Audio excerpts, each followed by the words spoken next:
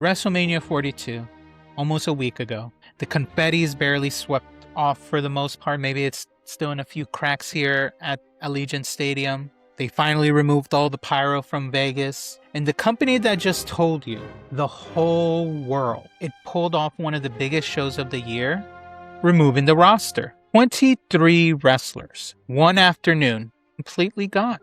And here's what I keep coming back to after seeing these releases and letting it sit for a bit.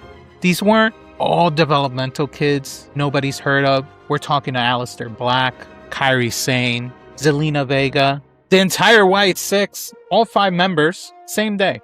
Motor City Machine Guns, Santos Escobar, Zoe Starks, Alba Fire, Apollo Crews. But here's what I want you to hold in your head the entire time we're going to talk in this video. Because this is the piece that everybody's missing in the release conversation. WWE Creative failed most of these people long before the April 24th announcement.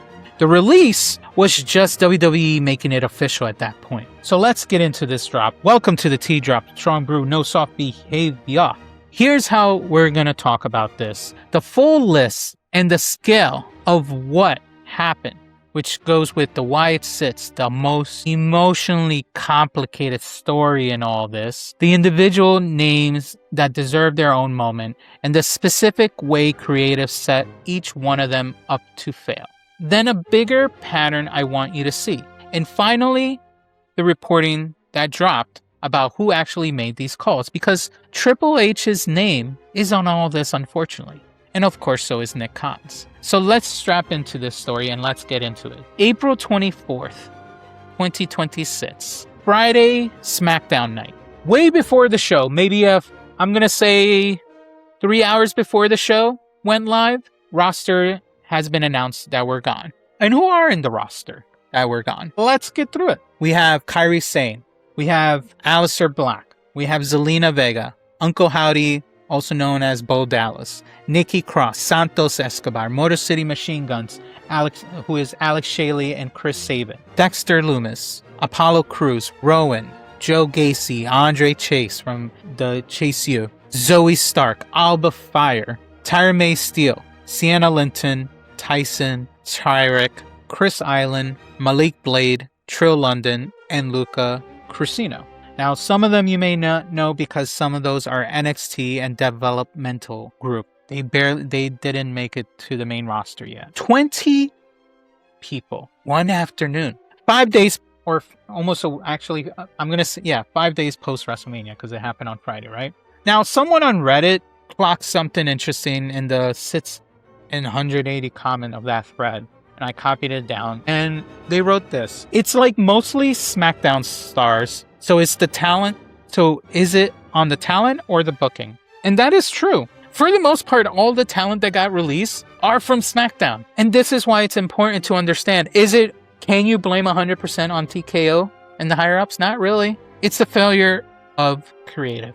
The Creative didn't push these people hard enough or listen to them because some of them know their character better than they do, and making a relevant story that people may want to sit and watch on a Friday night SmackDown. So I want you guys to understand that you can't blame 100% on TKO. As much as people like pointing fingers to TKO all the time, it's on Creative too. Are you enjoying the show? It's all part of the show, right? Creative has a lot to answer now in the coming weeks. And in a year from now, we'll see, because they put it on Road Dogg, right? Let's not forget they put it on Road Dogg. It was Road Dogg's fault that SmackDown sucks. Well, guess what? He's gone now. We're in a new era. Post-WrestleMania 42. It's all on them now. We will see if it is actually true. Now, before I get into some of the individual names, it's always both when it comes to this. It's always both. The booking creates the ceiling. The talent gets blamed when they can't break through the ceiling. I need you to sit with this one for a second. We're going to go through the talent, and this one's going to hit the hardest because this isn't just a roster move when it comes to the release. So we're going to talk about the Wyatt Sits because the whole group is gone at this point, including Bo Dallas. The Wyatt Sits as a group were born out of grief when Wyndham Rotunda, also known to everyone as Bray Wyatt, The Fiend, passed away on August 2023. This business lost one of the most original, creative minds it has ever seen in a long time. And his real-life brother, Bo Dallas, stepped up, came back, and to honor his brother, put on the Uncle Howdy mask and persona. And he got a group of 5 wrestlers to become a living tribute to a man who meant something to every fan in this business, to the point that even AEW honored him when he passed away. That's how much this man meant to the business. And here's the part that changes the whole story for me. Bo Dallas also told USA Today that the members of the Wyatt Six were personally selected by Bray Wyatt himself to make this group. Because if you don't recall, before he passed away, he already had these figures in human form, and they were setting up on creating this group with Bo Dallas, Bray Wyatt.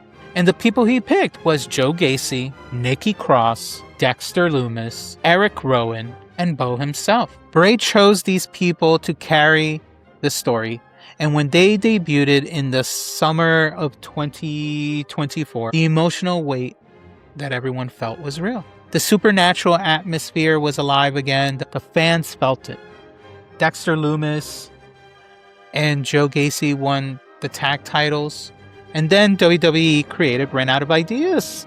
And it's a common thing with WWE. It doesn't seem, unless it's The Undertaker, they don't know how to deal with supernatural elements of a storytelling. They don't know how to do it.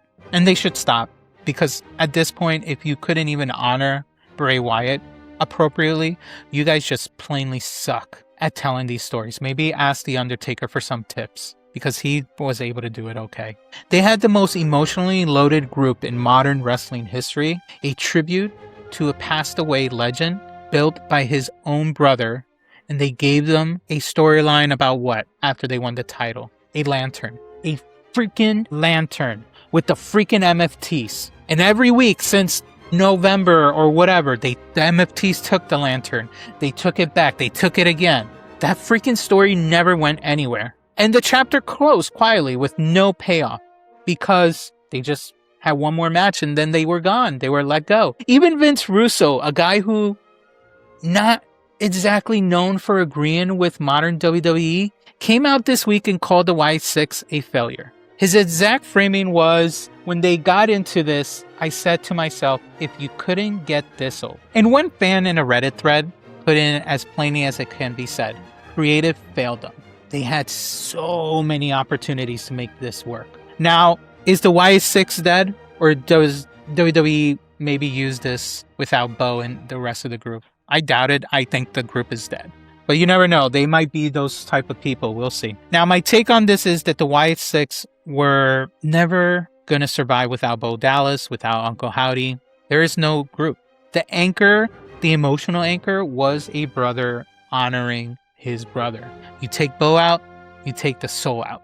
There's nothing to rebrand at this point. That group is gone. But the hardest truth out of this, the group was already a closed chapter before today.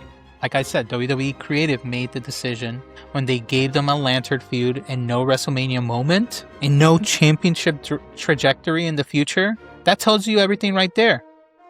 April 24th at this point was just the paperwork that closed it off. Even when Bray was here, he deserved better, storytelling-wise. This group, Bo, deserved better. This whole group deserved better. But that's it. It's gone. That's the end of the Wyatts, until further notice. We'll see. Never say never, right? They brought back other people in the past. We'll see. Now, let me go through other names. And for each one that I go through, I'm going to give you 2 things. What their release means, and exactly how WWE Creative set them up for fail, at least in my opinion, before the phone call was ever made. So let's go with the first person, Aleister Black. One of the most creatively fertile performers this industry has produced in the past few years. The entrance, the moveset, the black mask, the character worked. He was released though. And here's the part that makes this so freaking frustrating when it comes to Aleister Black. Aleister Black returned to WWE on April 25th of last year, exactly 1 year before his release. And there were legitimate reports about plans to turn Randy Orton back to hearing voices, which was going to be the WrestleMania 42 moment, but it was going to be a program that would have shaken the building between Randy and Aleister Black, apparently. It never happened, though. The plans got shelved, and Aleister spent months appearing sporadically. No consistent opponent, no storyline, no direction for him. He just showed up. He was just there. Such wasted potential. Here's the kicker, though. This isn't the first time. In his first run before his 2021 release, he was sitting at home cutting self-produced promos about people not choosing him. You guys might recall those. That was reported as a shoot. Creative ghosted him then, too. Different time, yet same results from Creative. WWE Creative failed Aleister Black twice. The release is just another confirmation. Sad. Let's get to Kairi Sane. This one is a little baffling, and it gets more baffling the closer you look at it. Kairi was in the middle of an ongoing storyline. The Io versus Kairi challenge was being set up, or between them and Asuka, and then pulled. They shelved the story somewhat.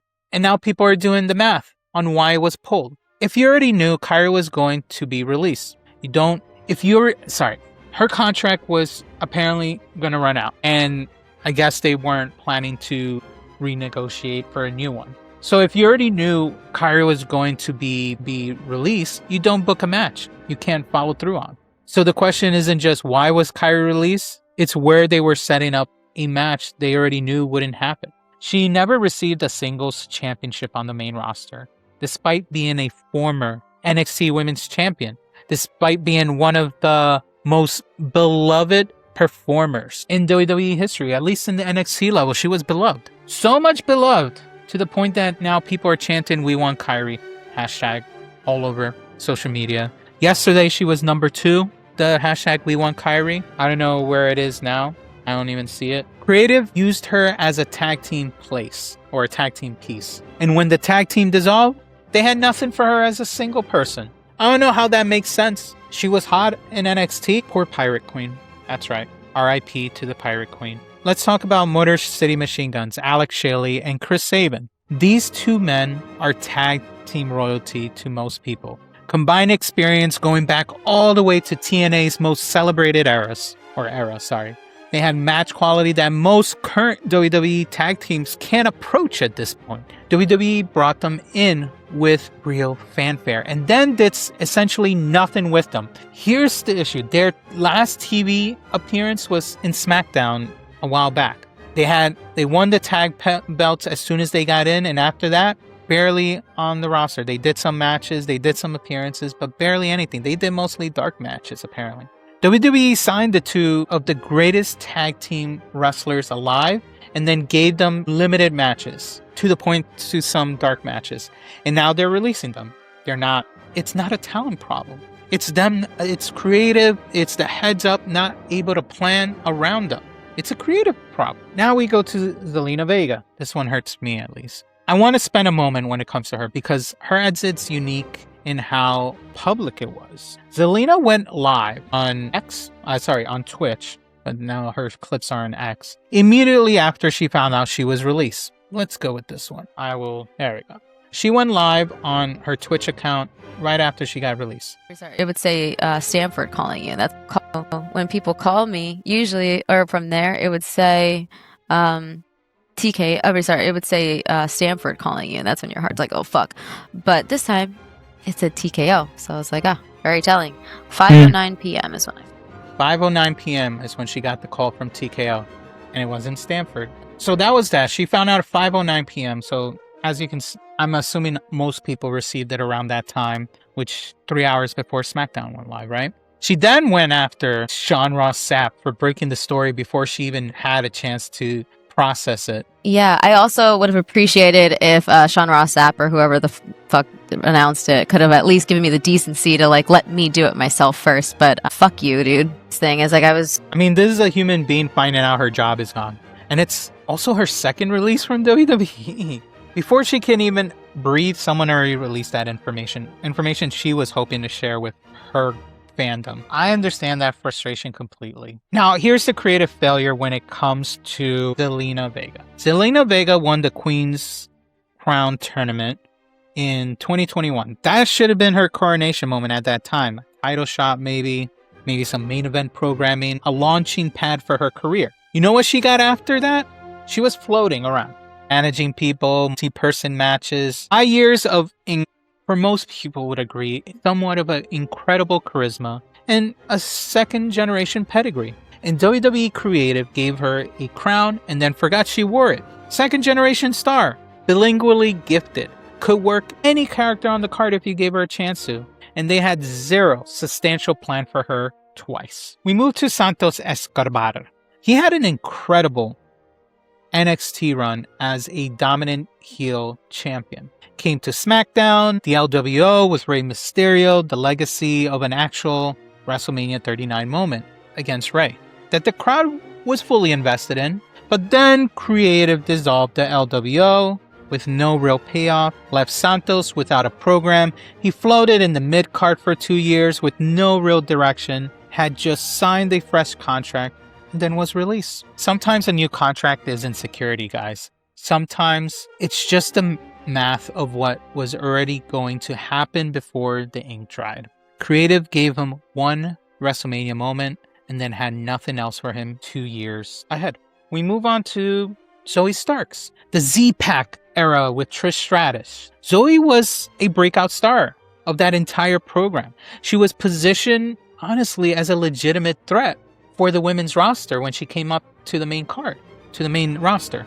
The IWC was fully behind her from what I saw. There was a real momentum building for her. And then Trish rode off into the sunset and Creative gave Zoe nothing of consequence. They couldn't figure out what to do beyond her working with Trish. She ended up floating in the mid-card for over a year. No clear character arc, no sustained rivalry. Then she sustained a serious injury. She started making her way back through non-televised matches, actually getting healthy, working her way through towards a return on TV. Then she was released before she even ever got back on screen. Creative burned through her one main event moment and had nothing else for her. And then while she was recovering from an injury on a timeline they were fully aware of, they made the call anyway. Sad. Could have been a real heel threat. We need some of those in the women's division. You can't just rely on Liv Morgan to be the only heel. We got Alba Fire. One Wrestling Observer put in plainly about her NXT tenure. This is someone who dominated Stardom, had a match of the year performances, and carried herself like a megastar. Yet, she was treated like an afterthought. That was NXT on the main roster. It got worse. No character development beyond the Scottish badass. No sustained program. No title trajectory. She was brought in with an incredible international portfolio and was essentially invisible for everyone.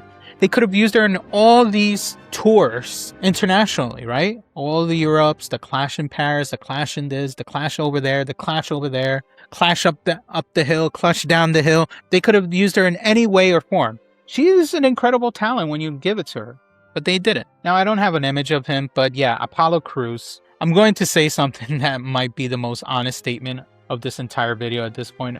Apollo Crews might be the most glaring example of WWE Creative signing what could have been a generational athlete and completely wasted him. Think about the Nigerian mythology angle, the Commander as the Nigerian drum match at WrestleMania 37, the ceremonial garb, the cultural heritage character work. It was genuinely interesting. It was different. It was layered. It had actual storyline potential if you gave it the opportunity. Creative dropped it almost immediately. Apollo went back to being just Apollo Crews, good dude, incredible athlete, and spent the next 4 years as enhancement talent. They had something genuinely different, culturally specific, visually striking, character rich, and walked away from it like it never happened. It's not on Apollo. It's on the writers team. It's on Creative. Now, after all this, I need to take a step back. I need you guys to also do it with me for a second, because when you line up every name I just went through, when you put the story side by side, a pattern emerges that I don't think is getting nearly enough conversation online today. WWE Creative failed these people first. The release was just WWE making it official. Here's how the pattern works. And I want you to tell me in the comments if you recognize it or you think I'm full of it.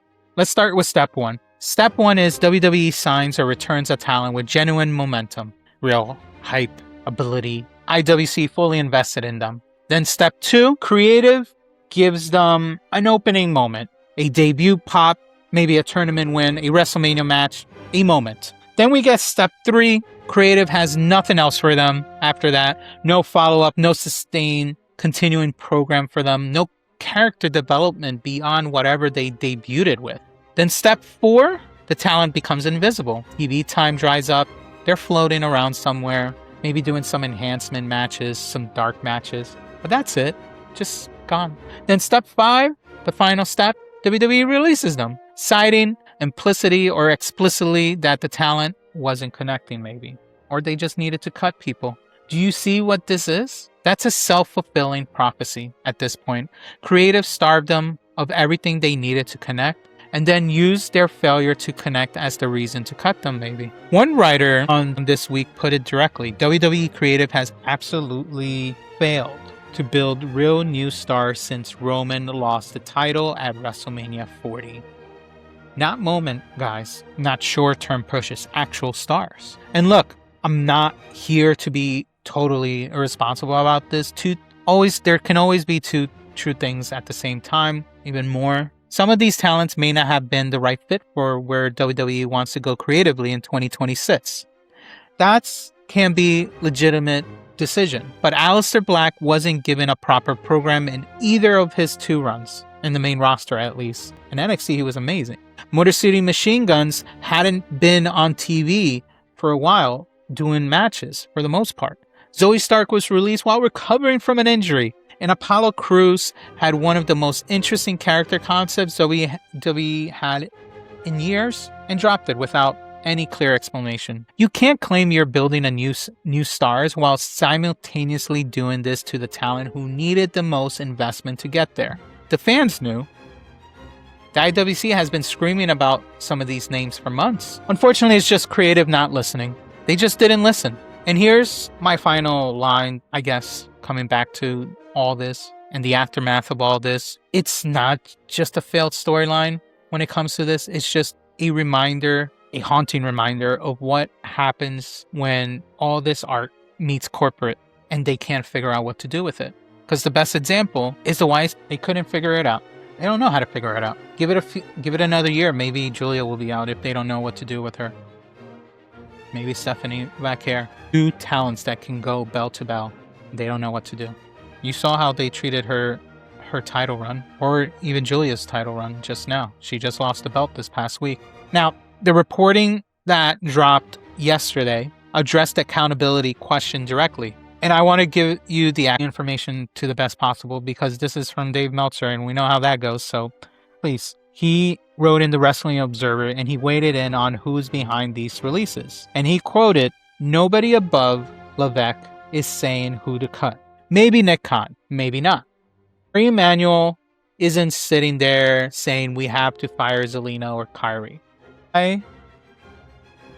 By and large, the decision maker, for good or for bad, here it is to Paul. It's like in other years where people blame this person or that person when the decision was 100% Vince, and that's a fact. When they released during Vince McMahon's era, it was always on Vince. So why isn't it on Triple H now?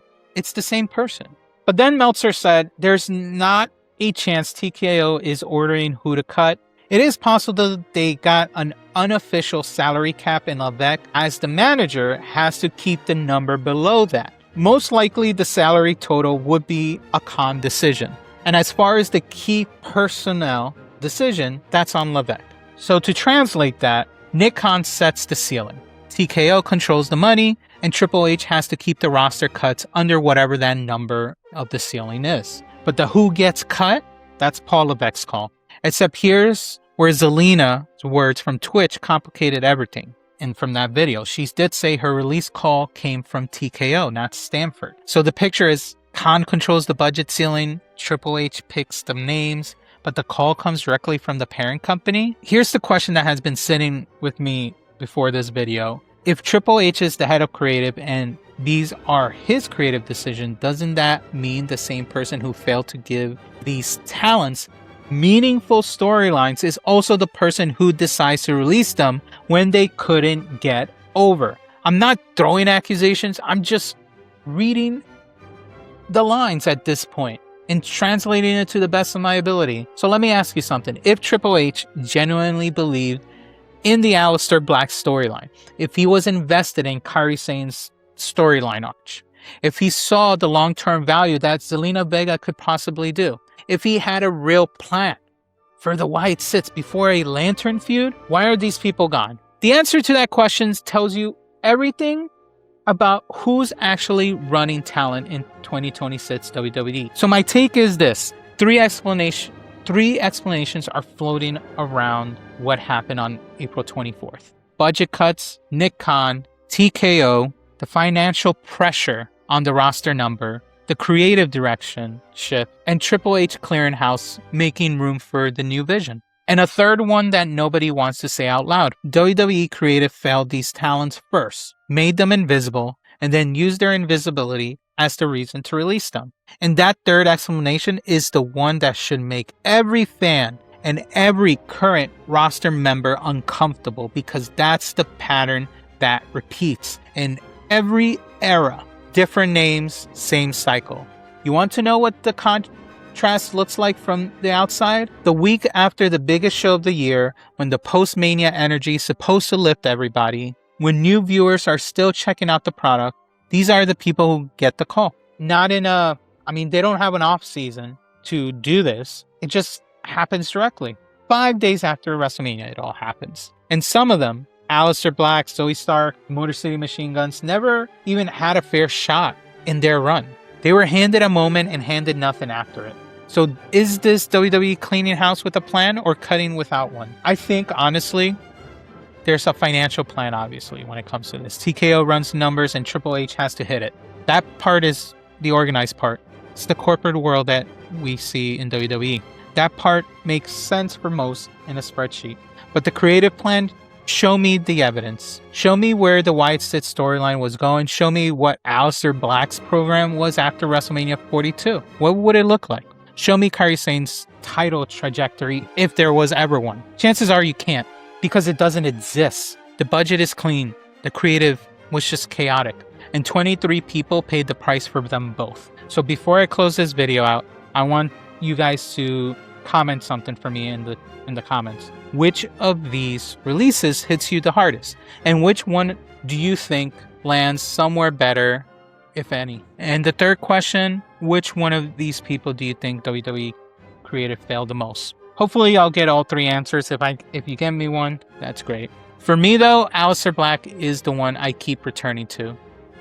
A year of build, a WrestleMania moment that reportedly got shelved before it even happened, 2 separate runs he had, 0 substantial creative investment, and a release with no explanation. You don't bring someone back like that just to ignore them. But I guess it is for WWE. It's just a pattern.